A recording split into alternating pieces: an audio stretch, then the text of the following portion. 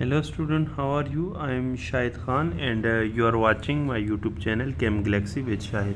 This is our fourth session of interview preparation and today in this chapter we will discuss the important and technical question from chemical equilibrium and chemical kinetics. So आज के session में जो important question हम discuss करने जा रहे हैं पहले मैं उनकी बात करूँगा। पहला हमारे पास क्वेश्चन है differentiate between reversible and irreversible reaction. Second हमारे पास है what is law of mass action. Third हमारे पास है व्हाट इज़ इक्विलिब्रियम कांस्टेंट जिसको केसी कहते हैं। नेक्स्ट है effect of catalyst on equilibrium constant. Next है can ice be melted by applying the pressure without changing the temperature. Next है what is common ion effect, how does buffer act. उसके बाद है buffer defined buffer capacity. The next question is what is Le Chatelier principle. Next question है HCl behavior in water and acetic acid. Next question है name method to determine rate of reaction. Next है what is specific rate constant, and the next is what is order of reaction. Next question is method for measuring order of reaction. Next is define autocatalysis, and the next question is types of catalysts. Next is explain pseudo first order reaction. Next question is what is RDS. RDS mean rate determining step. Next question is explain type of rate of reaction, and the next question is differentiate between order and molecularity of reaction. Next is what is half-life period.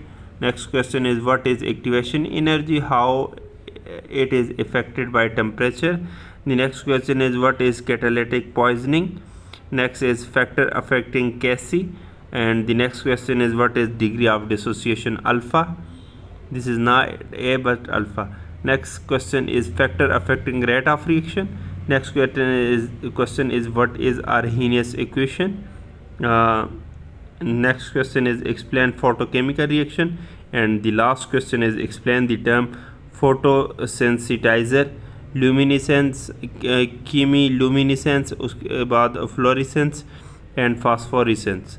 सो ये हमारे आज के questions हैं। अगर जैसे मैंने पहले explain किए, अगर ये क्वेश्चन आपको आते हैं तो फिर तो ये वीडियो आपके लिए नहीं है, आप यहाँ पे ये इसको स्टॉप करें।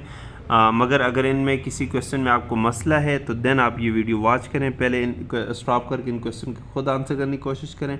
नहीं आते तो फिर इस वीडियो को वॉच करें और इसमें जो जो क्वेश्चन हम डिस्कस करने जा रहे हैं उनको सुनें। So let's start our session.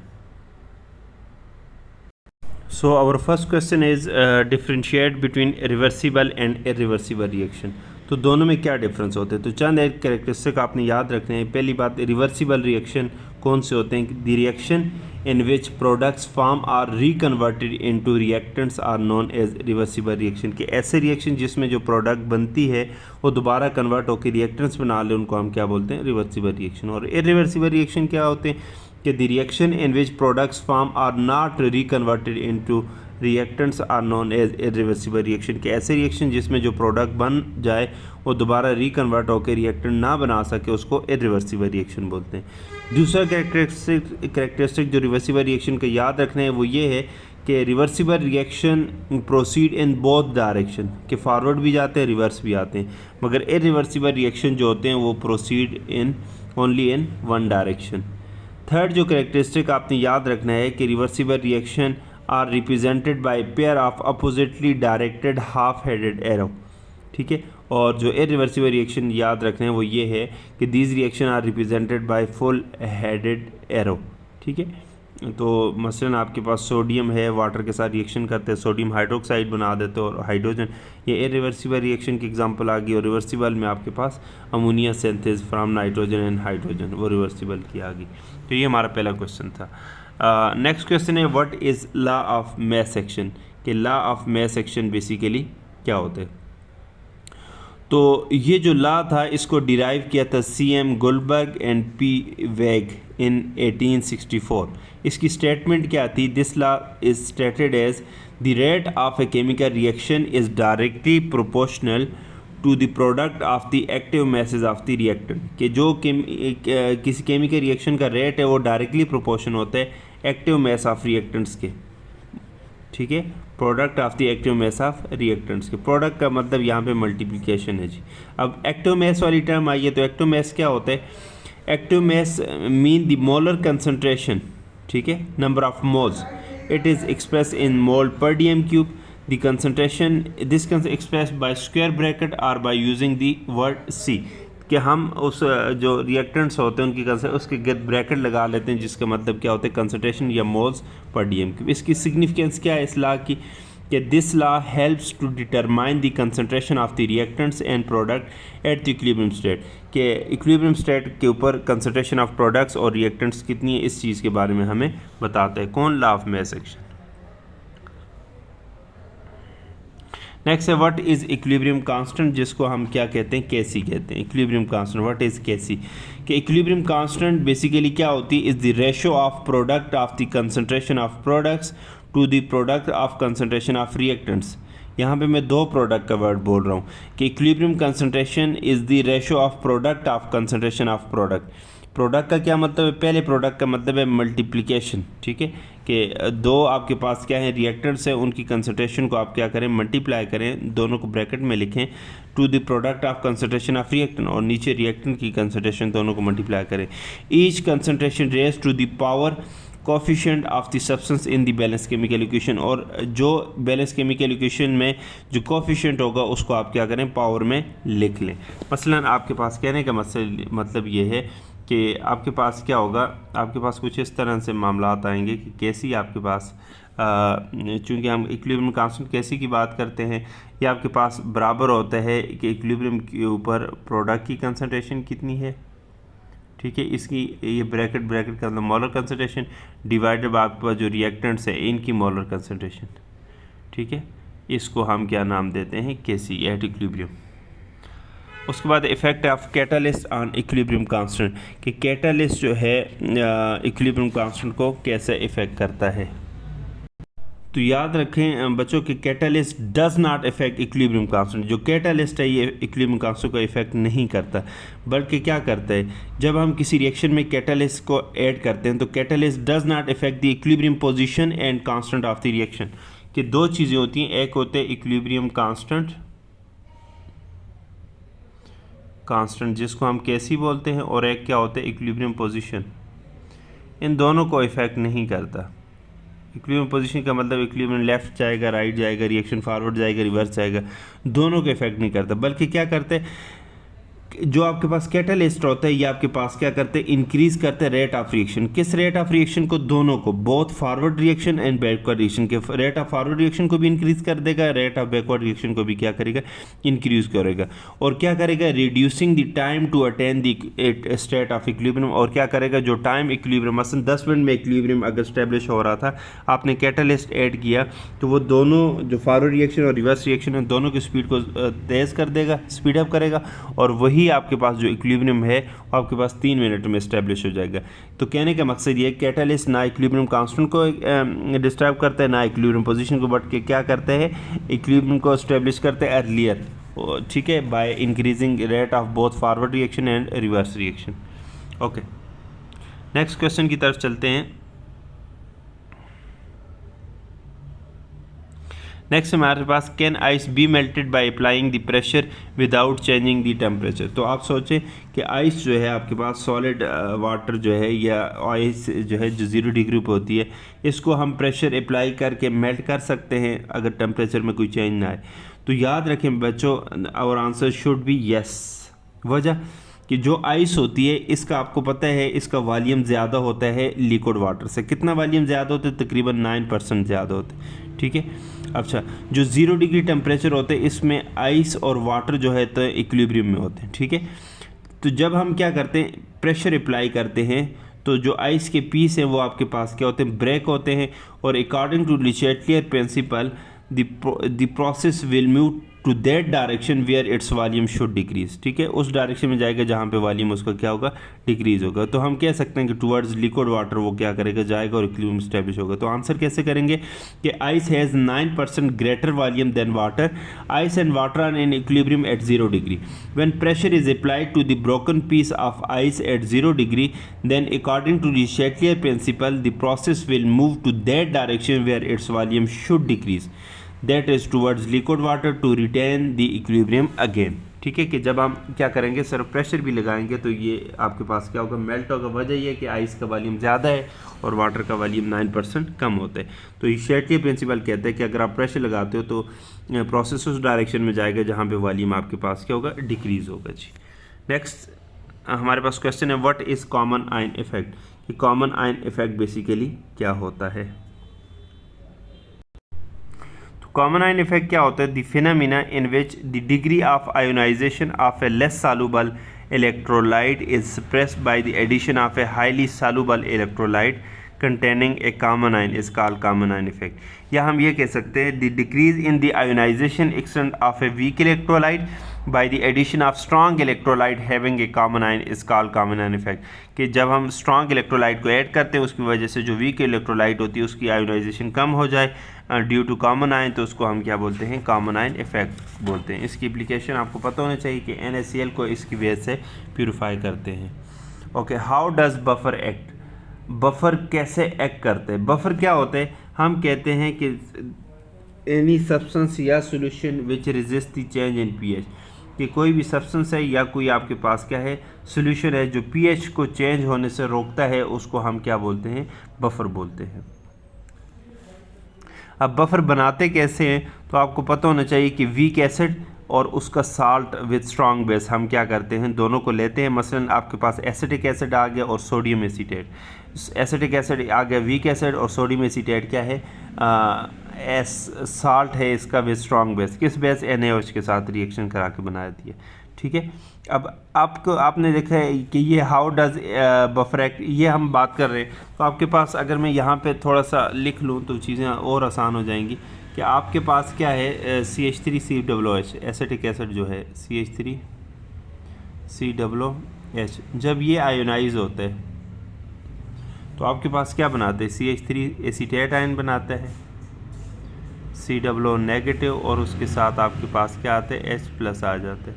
ठीक है, इसी तरह जो सोडियम एसीटेट है CH3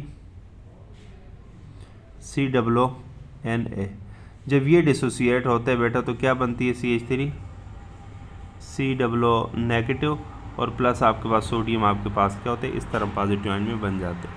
ठीक है, अब आपके पास क्या होते हैं,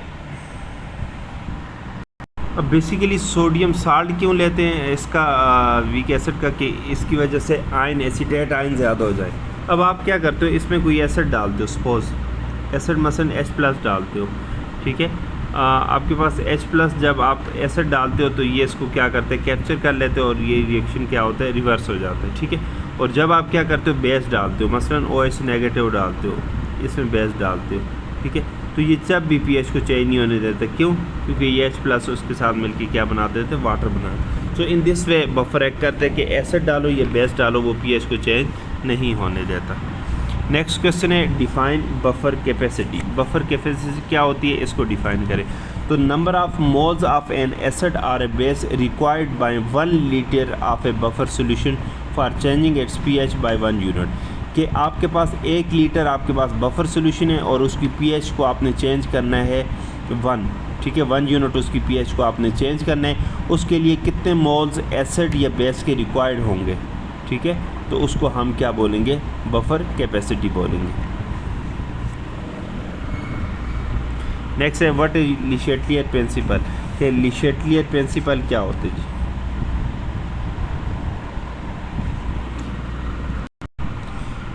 Le Chatelier प्रिंसिपल के according if a stress is applied to a system at equilibrium, कि कोई सिस्टम इक्विलिब्रियम पे है और उस पर कोई स्ट्रेस अप्लाई करते हैं, the system acts in such a way to nullify as far as possible the effect of that stress. तो सिस्टम क्या करेगा, उस स्ट्रेस को नलीफाई करने की कोशिश करेगा जितनी पॉसिबल है। ठीक है, या हम कह सकते हैं और if a system at equilibrium is disturb by any change in its condition condition का मतलब है pressure, temperature, concentration. The system will adjust itself so as to minimise the effect of that change and to regain the equilibrium state.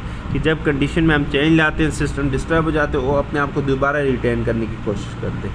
अब इसकी significance क्या है रिचेटिया principle की, कि Le Chatelier principle predicts the effect of change on the equilibrium system. It predicts, क्या क्या predict करते हैं? पहली बात, effect of change in concentration.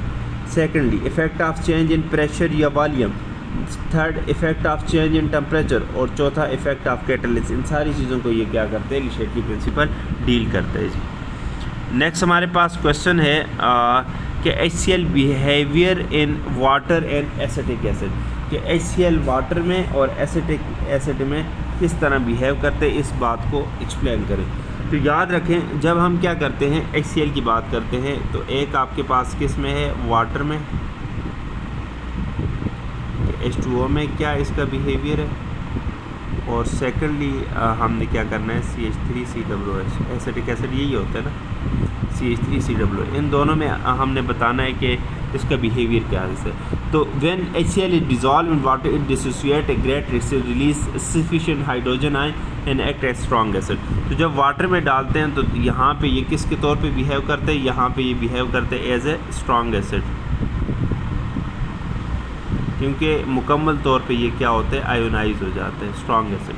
ठीक है। और जब हम क्या करते हैं? एसिटिक एसिड में इसको ऐड करते हैं। ठीक है। जब हम क्या कहते हैं? HCl को डिज़ोल्व करते हैं इथेनोइक एसिड या एसिटिक एसिड, तो ये लेस एक्सटेंट में क्या होते हैं? डिसोसिएट होते हैं। क्यों? क्योंकि दोनों एसिडिक है। एसिटिक एसिड भी एसिड है और ये भी एसिड है। तो हम कह सकते हैं कि HCl dissolve in ethanoic acid dissociate to a less extent. Ethanoic acid itself acid and decrease the dissociation of HCl by common ion effect. क्योंकि ये आप डिसोसिएट होगा तो ये भी H+ आयन देगा, ये भी H+ आयन, तो उस वजह से ये आपके पास क्या होते हैं? इसकी डिसोसिएशन क्या हो जाती है? कम होती है। और यहाँ पे ये वीक एसिड की किसी हद तक वीक एसिड हम इसको कह सकते हैं, क्योंकि इसकी यहाँ पे जो डिसोसिएशन आयोनाइजेशन है वो कंप्लीट नहीं होती, क्योंकि कॉमन आयन की वजह से। ठीक है। तो ये आपके पास क्या है? इसका बिहेवियर आपको पता होना चाहिए। नेक्स्ट हमारे पास है name method to determine rate of reaction. आप वो मेथड बताएं जिनसे हम रेट ऑफ रिएक्शन को डिटरमाइन कर सकते हैं। Name method to determine rate of reaction. कौन कौन से मेथड हैं? तो हमारे पास जो कॉमनली फिज़िकल टेक्निक्स यूज़ होती हैं उसमें स्पेक्ट्रोमेट्री, इसी तरह इलेक्ट्रिकल कंडक्टिविटी मेथड। नेक्स्ट है हमारे पास डायलम, ये एक वर्ड है, मैं यहाँ पे लिखता हूँ, इसको आप प्रोनाउंसिएट करो खुद ही। ये है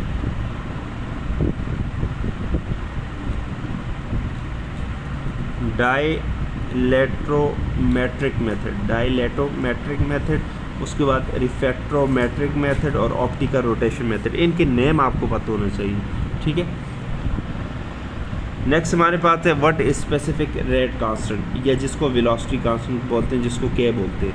कि आपके पास ये क्या होते हैं? इसकी अगर शॉर्टकट डेफिनेशन हम करें कि if molar concentration of reactants are taken unity, कि जो मोलर कंसंट्रेशन है किसी रिएक्शन की, रिएक्टेंट्स की, उसको यूनिटी हम ले लें। यूनिटी का मतलब 1 मोल पर dm³।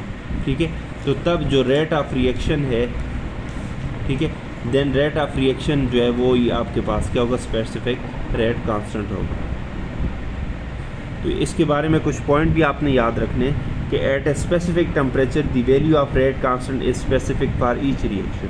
ठीक है। It does not change with the changing in the concentration of the reactants, however it increases with an increase in temperature और वाइस वर्सा। ठीक है। टेम्परेचर चेंज होने से ये भी चेंज होती है। नेक्स्ट हमारे पास क्वेश्चन है what is order of reaction. Order of reaction क्या होते हैं? हम कहते हैं number of reacting molecules whose concentration alter as a result of the chemical change is termed as order of reaction। कि basically number of reacting molecule जिनकी concentration change हो जाए रिजल्ट ऑफ केमिकल चेंज, उसको हम क्या बोलते हैं? Order of reaction बोलते हैं। ऑर्डर ऑफ रिएक्शन आपके पास 0 भी हो सकता है, 1 भी हो सकता है, 2 भी हो सकता है, 3 भी हो सकता है, फ्रैक्शन में भी हो सकता है। ठीक है। नेक्स्ट है method for measuring order of reaction. अब कौन कौन से मेथड है for measuring order of reaction, तो इसके बारे में भी याद रखें। पहले रेट ऑफ रिएक्शन था, अब ऑर्डर ऑफ रिएक्शन है। Physical method for measuring order of reaction, इनमें आपके पास हाफ लाइफ मेथड है, नेक्स्ट है hit and trial method, third है ग्राफिकल मेथड, नेक्स्ट है डिफरेंशियल मेथड, उसके बाद है method of a large access. Name याद होने चाहिए। Define auto catalysis. Auto catalysis क्या होती है? एक टर्म होती है कि इस ये क्या चीज़ होती है basically, if some of the reaction in some of the reactions a product form may act as a catalyst, this phenomena is called auto catalysis.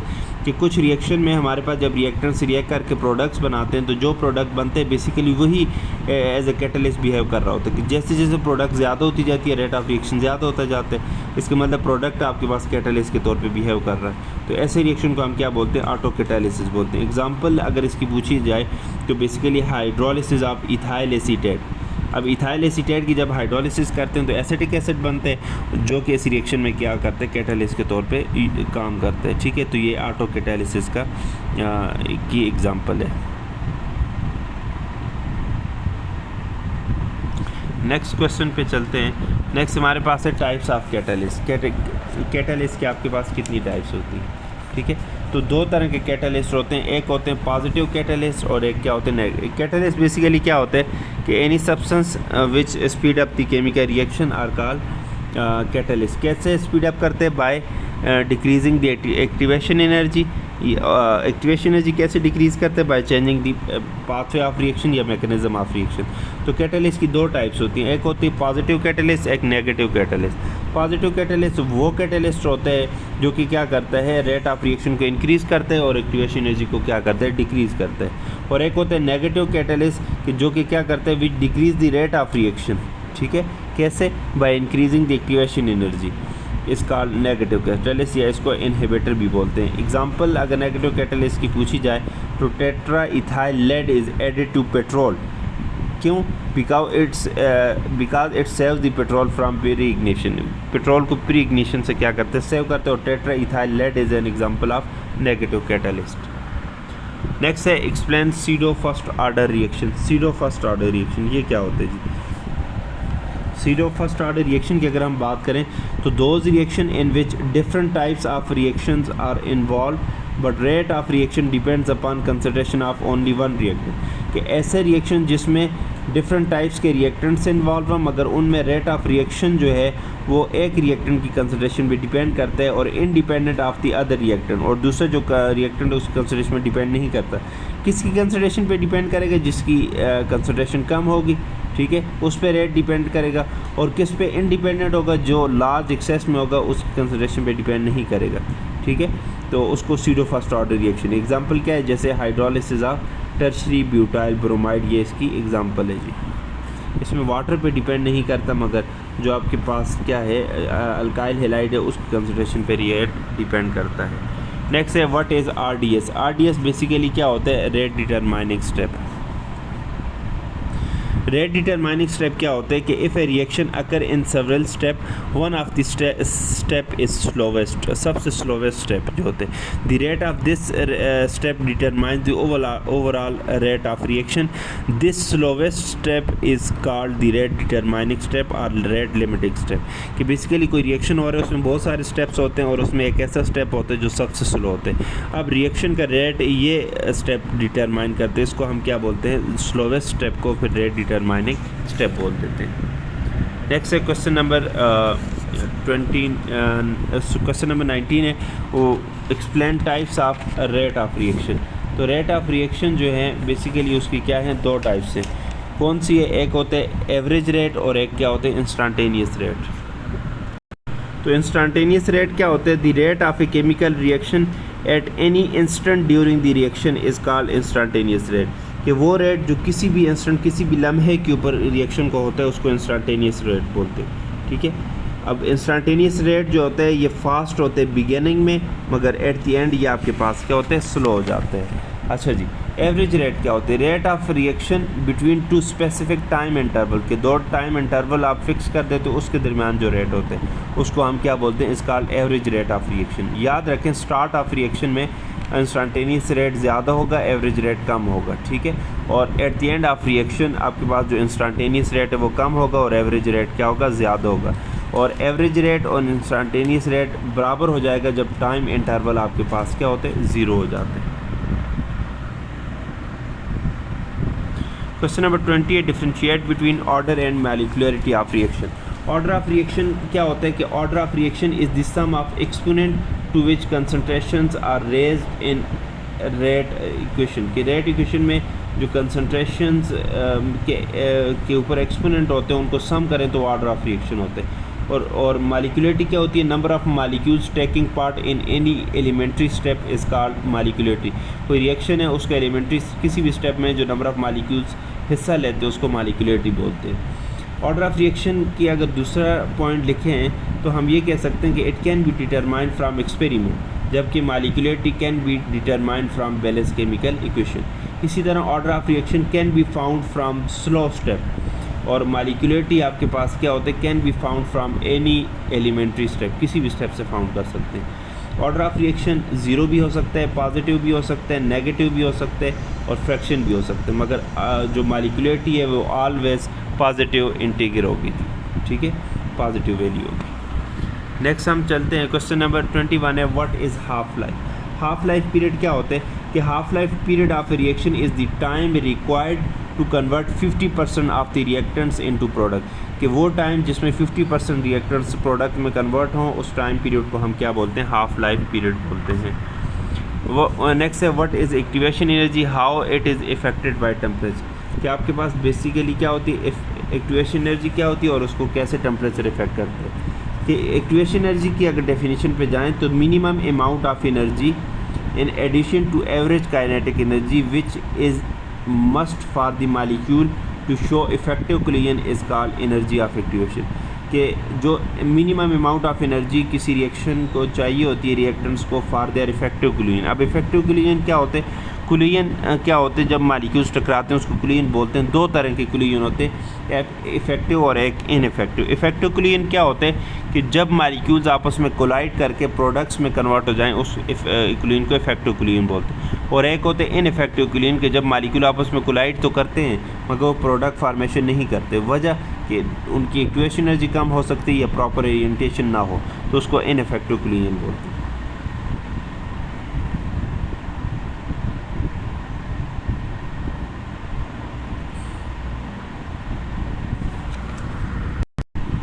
Next question है, what is catalytic poisoning.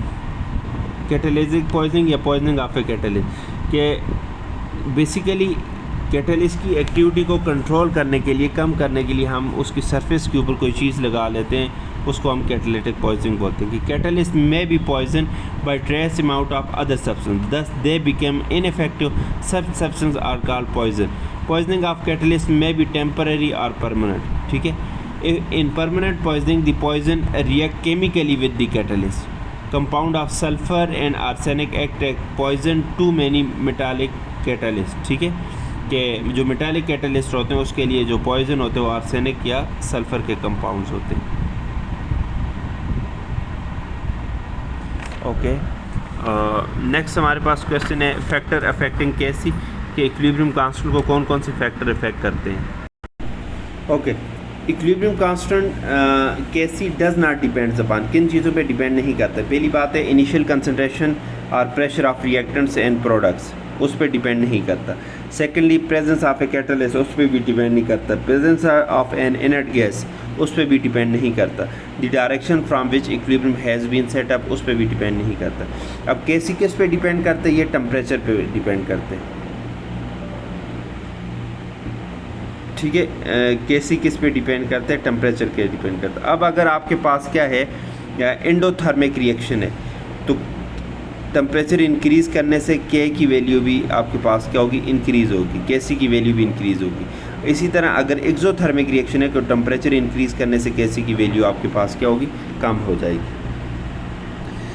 What is degree of dissociation या जिसको alpha बोलते हैं, ये basically क्या होती है। तो degree of dissociation is the ratio of number of molecules dissociated at equilibrium to the initial number of molecule. कि बेसिकली इक्विलिब्रियम के ऊपर कितने नंबर ऑफ मॉलिक्यूल डिसोसिएट हुए हैं, इसको डिग्री ऑफ डिसोसिएशन बोलते हैं जी। नेक्स्ट है factor affecting rate of reaction. कौन कौन से फैक्टर हैं जो रेट ऑफ रिएक्शन को क्या करते हैं, इफ़ेक्ट करते हैं। दो डिफरेंट फैक्टर जो इफ़ेक्ट करते हैं, पहली बात है फिज़िकल स्टेट ऑफ रिएक्टेंट के गैशियस स्टेट में होंगे तो ज़्यादा रिएक्ट करेंगे लिक्विड स्टेट के मुकाबले, और इसी तरह सॉलिड स्टेट के मुकाबले। दूसरा टेम्परेचर है कि for every 10 degree rise in temperature तो रेट आपके पास जनरली या यूजुअली 2 to 3 टाइम आपके पास क्या होते हैं, इंक्रीज़ होते हैं। तीसरा है कंसनट्रेशन, और आपको पता है रेट ऑफ रिएक्शन जो है वो डायरेक्टली प्रोपोर्शन होते हैं कंसनट्रेशन के, ठीक है।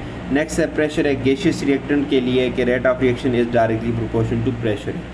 नेक्स्ट सरफेस एरिया है कि जितना आपके पास सरफेस एरिया ज़्यादा होगा रेट ऑफ रिएक्शन क्या होगा, ज़्यादा हो जाएगा।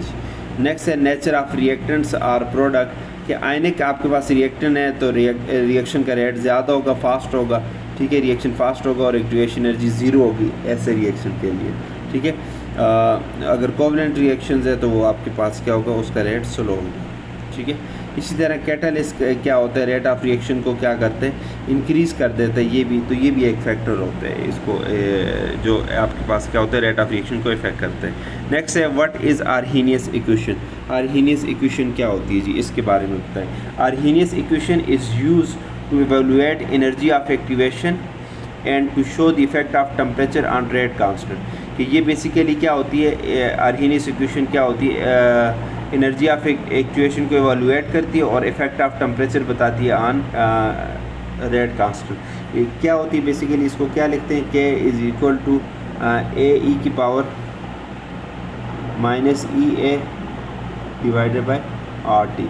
ये बेसिकली इक्वेशन है, इसको हम क्या बोलते हैं, आर्हेनियस इक्वेशन बोलते हैं। नेक्स्ट है एक्सप्लेन फोटोकेमिकल रिएक्शन के। फोटोकेमिकल रिएक्शन बेसिकली क्या होते हैं, photochemical reaction are those reaction which takes place only in the presence of light are called photochemical reaction। कि ऐसे रिएक्शन जो सिर्फ लाइट की प्रेजेंस में हो उसको हम photochemical reaction बोलते हैं। एग्जांपल है फोटोसिंथेसिस, ठीक है, फोटोसिंथेसिस आपके पास लाइट की प्रेजेंस में होता है, ठीक है। नेक्स्ट हमारे पास एक्सप्लेन द टर्म फोटोसेंसिटाइजर। फोटोसेंसिटाइजर क्या होते हैं, तो फोटोसेंसिटाइजर क्या होता है कि it is a substance which when added to a reaction mixture help to start the photochemical reaction but itself does not undergo any chemical change। कि ऐसा सब्सटेंस जिसको हम क्या करते हैं, रिएक्शन मिक्सचर के ऐड करें तो ये फोटोकेमिकल रिएक्शन को स्टार्ट होने में मदद देते हैं मगर ख़ुद उसमें कोई केमिकल चेंज नहीं आती, ठीक है। फॉर एग्ज़ाम्पल क्लोरोफिल है फोटोसिंथेसिस में, ठीक है, तो क्लोरोफिल में तो कोई चेंज नहीं आती मगर क्या करते हैं, रिएक्शन को स्टार्ट कराते हैं, ठीक है। उसके बाद नेक्स्ट टर्म है लुमिनेसेंस। लुमिनेसेंस ये क्या होती है कि it is emission of light unaccompanied by heat. कि ये बेसिकली क्या होती है, लाइट की एमिशन होती है जो हीट के साथ जिसका सरोकार ना हो। नेक्स्ट आपके पास है कीमिलुमिनेसेंस। कीमिलुमिनेसेंस क्या होती है, basically it is the conversion of chemical energy into cold light energy. की केमिकल एनर्जी जब लाइट एनर्जी में कन्वर्ट होती है। फॉर एग्जांपल जो फायर फ्लाइज होती हैं उसमें लाइट इमिट होती है, जिससे वो किसकी वजह से होती है, due to oxidation of luciferin protein. Luciferin protein एक केमिकल है और ये क्या करती है, लाइट एनर्जी में क्या होती है, कन्वर्ट होती है। और यहाँ पे जो एंजाइम एक्ट करता है वो लूसीफेरेज एंजाइम होता है, ठीक है। याद रखने कि वो नहीं होते जुगनू में लाइट जो नज़र आती है ना, बेसिकली उसकी लूसीफेरिन प्रोटीन वो जो केमिकल है कंपाउंड है वो कन्वर्ट होता है लाइट एनर्जी में। और कौन ये काम कराता है, लूसीफेरेज कराता है। नेक्स्ट आपके पास है फ्लोरेसेंस। फ्लोरेसेंस क्या होता है, emission of light stop instantaneously when radiation being projected on A fluorescent substance is cut off, ठीक है।